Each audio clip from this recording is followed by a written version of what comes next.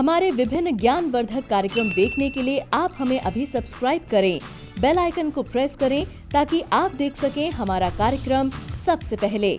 और अधिक जानकारी के लिए फेसबुक पेज को लाइक करना न भूलें। जय माँ इंद्राक्षी धाम में दर्शकों, आप सभी का हम हार्दिक स्वागत करते हैं। आज के दिन जिन जातकों का जन्म दिवस है, मैरिज एनिवर्सरी है, उन सभी को हमारी तरफ से बहुत बहुत शुभकामनाएं।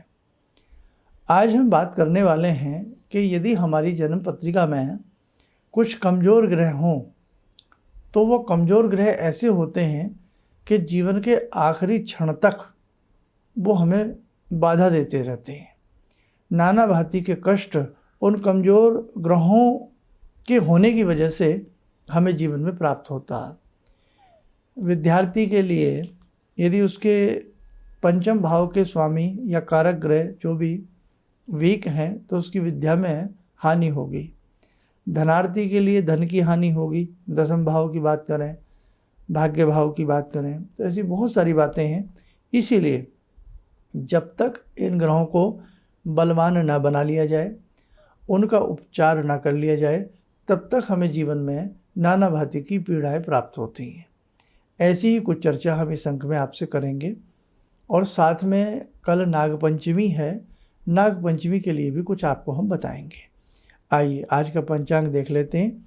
12 अगस्त सन 2021 दिन बृहस्पतिवार, श्रावण माह, शुक्ल पक्ष, संवत 2078, तिथि चतुर्थी है, नक्षत्र उत्तरा फाल्गुनी, लेकिन सुबह 8:54 तक है। उसके बाद हस्त नक्षत्र प्रारंभ हो जाएगा। राहु काल 1:30 से 3, दिशाशूल दक्षिण दिशा। हर व्यक्ति की जीवन में ग्रहों से संबंध होता है, यानी कि संसार को, समस्त चराचर को ग्रह प्रभावित करते हैं। आपकी कुंडली बनी हो या ना बनी हो, आप ज्योतिष को मानते हो या ना मानते हो, लेकिन ये ग्रह जो होते हैं इनका पूरा प्रभाव हमारे जीवन के ऊपर आता ही आता है।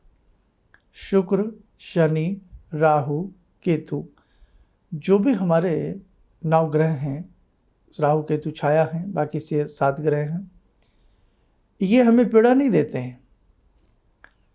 ये उपमाएं हैं। अगर हमारा ग्रह ऐसा हो तो हमें ऐसी पीड़ा प्राप्त होती है। भाई, राहु की किसी से कोई दुश्मनी नहीं है। शनि न्याय के देव है, वो किसी से क्यों दुश्मनी करेंगे। सूर्य प्रकाश के द्योतक हैं, आत्मा प्राण के कारक हैं, वो किसी से क्यों द्वेष भाव रखेंगे। लेकिन सिर्फ कुंडली में एस्ट्रोलॉजी विद्या जो ये है, ज्योतिष विद्या, इस विद्या से ये पहचाना जाता है कि आपके यदि ये ग्रह कमज़ोर हैं तो जीवन में इस प्रकार की बाधाएं आपको आएंगी। समझ गए कहने का भाव। अब जो भी ग्रह हमारी जन्म पत्रिका में कमज़ोर है और वो जन्म का है, आपकी कुंडली है नहीं है उससे मतलब नहीं है, लेकिन ग्रहों का प्रभाव आपको आएगा ही आएगा। हर धर्म में, हर संप्रदाय में कुछ न कुछ अपना तरीका होता है इन ग्रहों को देखने का, इन ग्रहों के उपचार का। लेकिन जितना सरल तरीका और जितना अच्छा तरीका वैदिक ज्योतिष में है, सनातन धर्म के शास्त्रों में है, उतना शायद मुझे नहीं लगता कि कहीं हो। और ये जो ज्योतिष विद्या है ये भी भारत की ही देन है, भारत के ऋषि मुनियों की देन है। ये विद्या विस्तारित होते होते विदेशों तक पहुंची, यूरोप पहुंची, फिर फैलती गई। और उसके बाद जो पाश्चात्य जो इस विद्या को मानने लगे, पाश्चात्य लोग, उन्होंने अपने अपने तरीके से इस विद्या की खोज की। लेकिन खोज ये सनातन धर्म और भारत की ही है, समझे आप। अब अगर पंचम भाव बुद्धि विवेक का है, विद्या का भी है,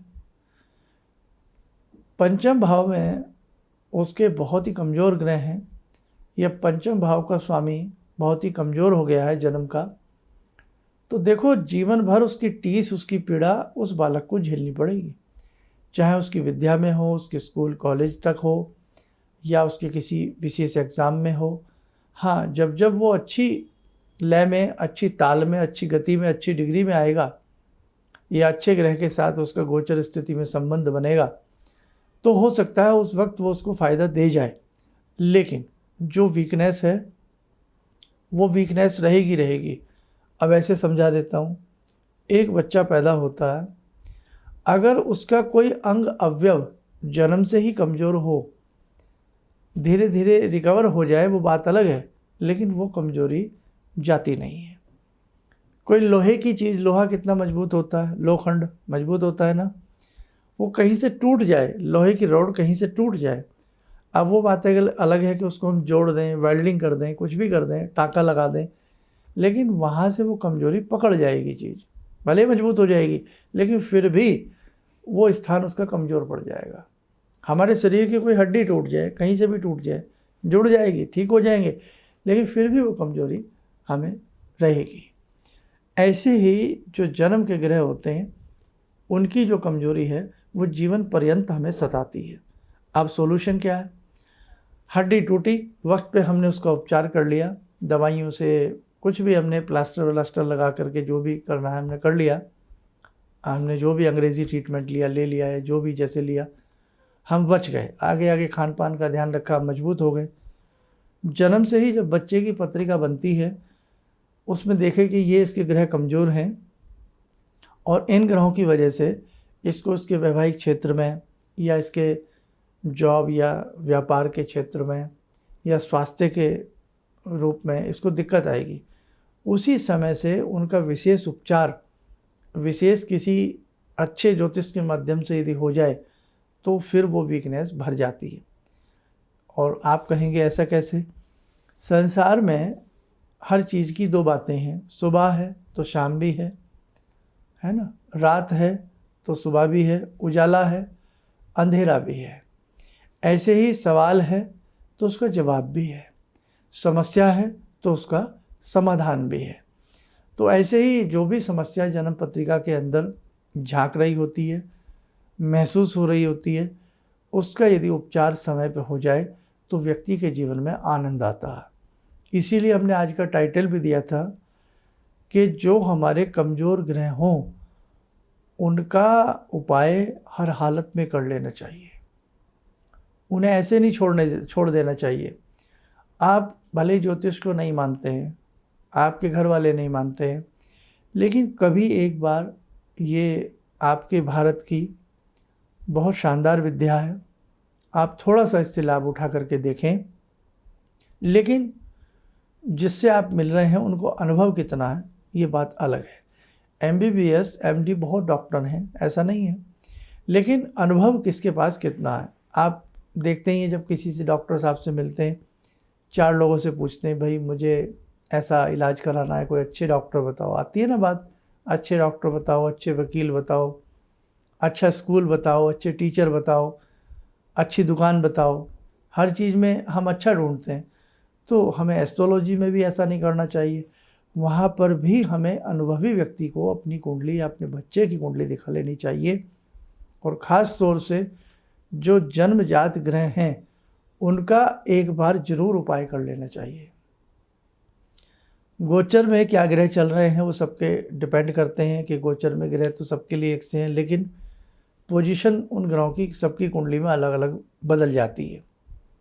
महादशा किसको क्या चल रही है, अंतरदशा किसको क्या चल रही है, योगिनी की चाल किसके लिए क्या है, ये सब अलग अलग कुंडलियों पर डिपेंड करता है। लेकिन जन्म के ग्रह क्या थे कुंडली में सामने स्पष्ट हो जाता है, उसके लिए हमें क्या विशेष उपाय करना चाहिए, ये बहुत ज़रूरी है।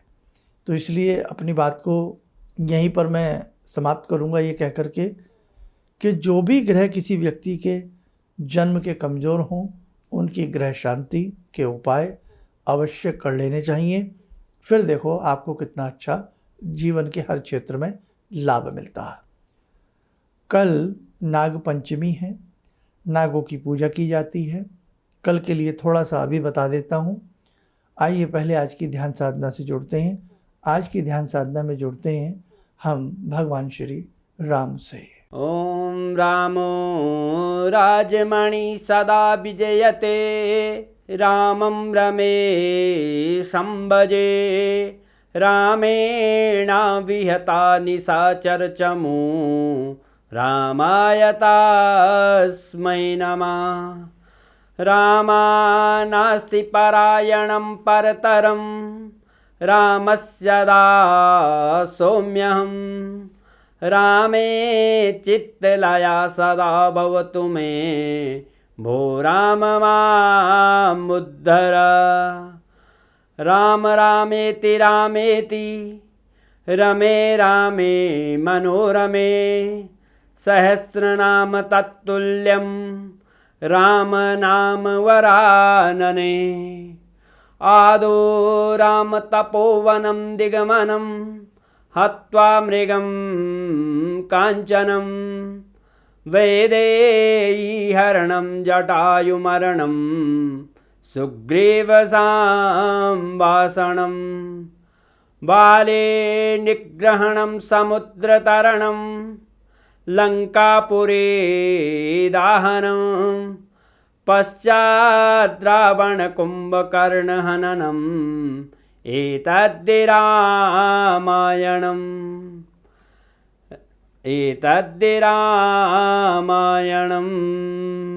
कवच बना लें, ध्यान करें, श्री राम जी का शुभ आशीष हम सबके ऊपर बरस रहा है।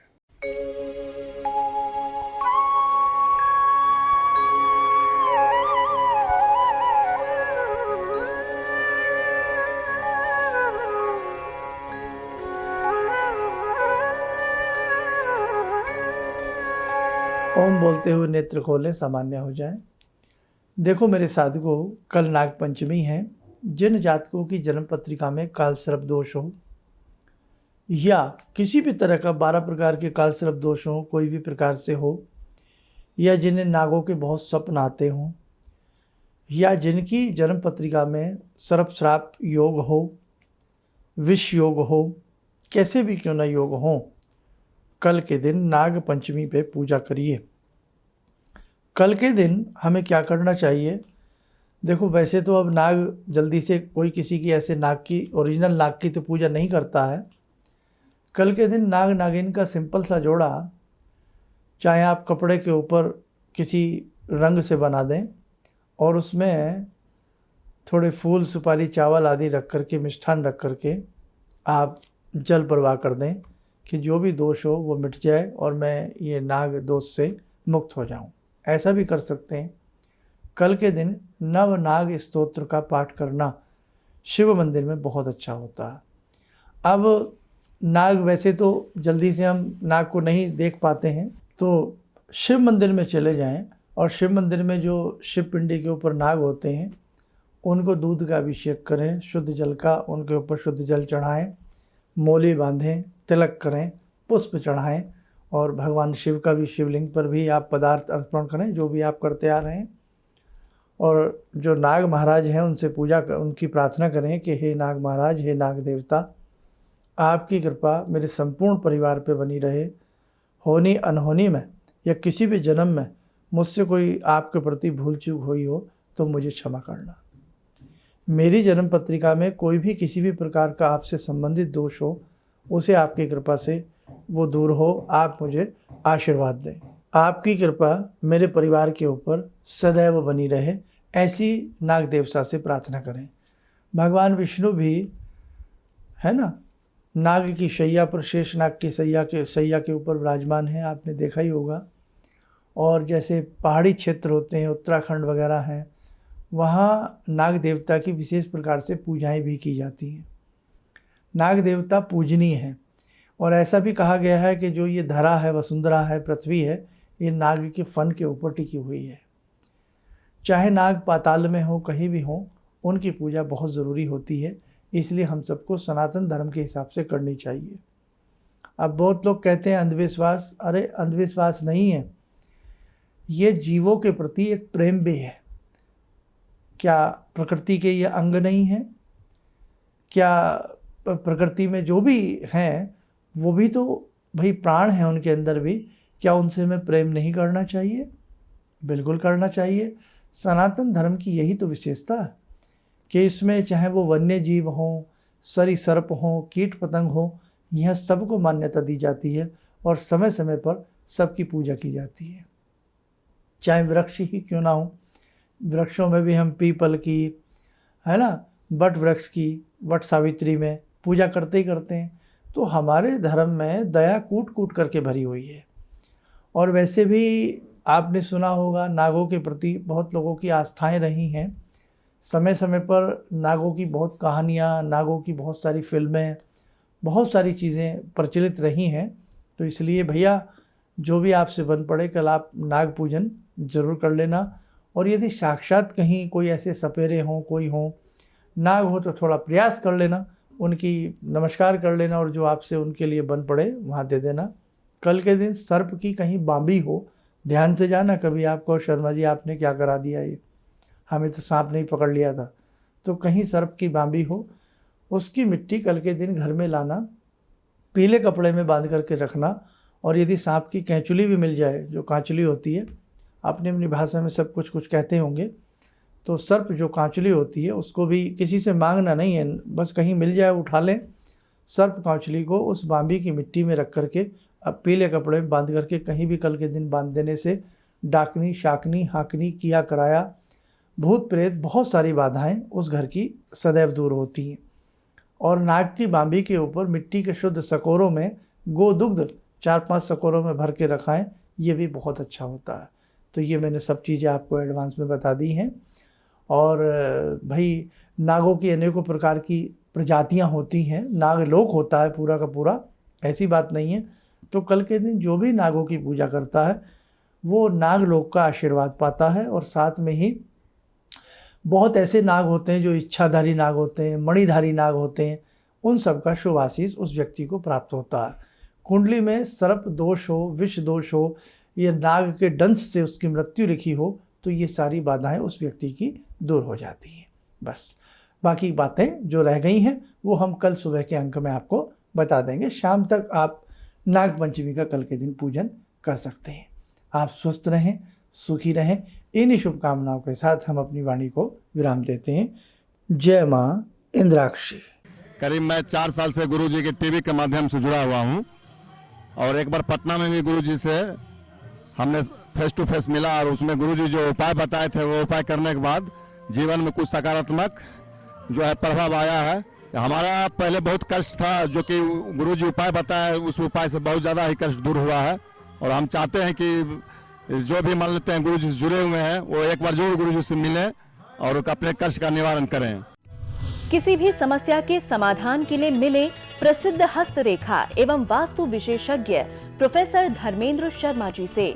नोट: शिविर में भाग लेने हेतु एवं व्यक्तिगत रूप से मिलने के लिए कॉल करने का समय सुबह 10 बजे से शाम 6 बजे तक। हमारे विभिन्न ज्ञानवर्धक कार्यक्रम देखने के लिए आप हमें अभी सब्सक्राइब करें, बेल आइकन को प्रेस करें ताकि आप देख सकें हमारा कार्यक्रम सबसे पहले। और अधिक जानकारी के लिए फेसबुक पेज को लाइक करना न भूलें।